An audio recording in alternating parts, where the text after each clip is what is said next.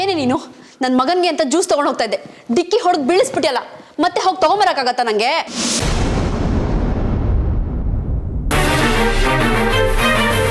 ನಿಂತ್ಕೊಳ್ಳೆ.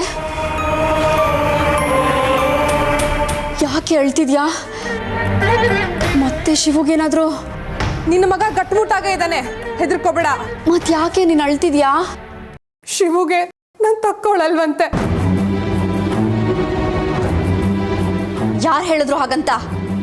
ಎಲ್ರು ಹೇಳಿದ್ರು. ಸತ್ತೇ ಹೋದ್ನೇನೋ ಅಂದ ಮಗ ಈಗ ತಾನೇ ಎದ್ದು ಕೂತಿದ್ದಾನೆ. ಅವನ ಆರೋಗ್ಯ ವಿಚಾರಿಸೋದ್ಬಿಟ್ಟು ಯಾರೇ ಅದು ಮದುವೆ ಬಗ್ಗೆ ಮಾತಾಡಿದ್ದು? ಈಗ ಯಾಕೆ ಬಂತು ನೀನು ಅವನಿಗೆ ತಕ್ನೋಳಲ್ಲ ಅನ್ನೋ ಮಾತು? ನನ್ನ ಸಾವಲ್ಲಿ ಎಲ್ರಿಗೂ ಅರ್ಥ ಸಿಗುತ್ತೆ. ಹೋಗಿ. ಕಾತ್ಯಾಯಿನಿ ನಿಂತ್ಕೊಳ್ಳೆ. ಕಾತ್ಯಾಯಿನಿ,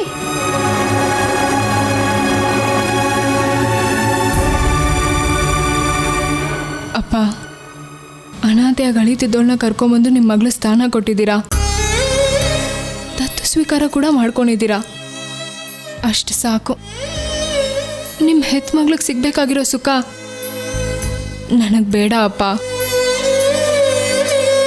ನೀನು ಶಿವನ ಬೇಡ ಅಂದ ಮಾತ್ರಕ್ಕೆ ಆ ಸುಖ ಕಾತ್ಯಾಯಿನಿಗೆ ದಕ್ಬಿಡಲ್ಲ ಕಂದ. ಶಿವು ಒಪ್ಪಿದ್ರು ಅದು ನನ್ನ ಮೇಲಿನ ಗೌರವದಿಂದ ಮಾತ್ರ.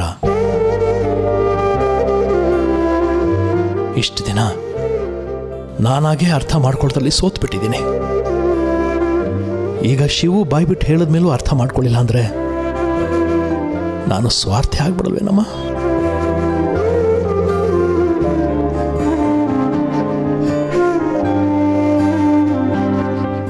ಶಿವನ್ ನಾನೇನಾದ್ರೂ ಮದುವೆ ಆದ್ರೆ ನಾನು ಸ್ವಾರ್ಥಿ ಆಗ್ಬಿಡ್ತೀನಪ್ಪ.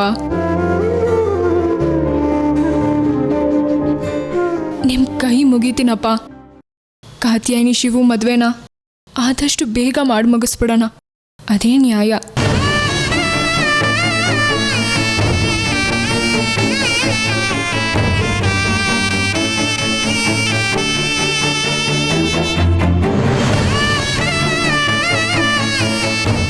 ಶಿವನ ಕಾತ್ಯಾಯಿನಿ ತುಂಬ ಹಚ್ಕೊಂಡ್ಬಿಟ್ಟಿದ್ದಾಳಪ್ಪ, ಅವಳ ಪ್ರಾಣಕ್ಕಿಂತ ಹೆಚ್ಚಾಗಿ.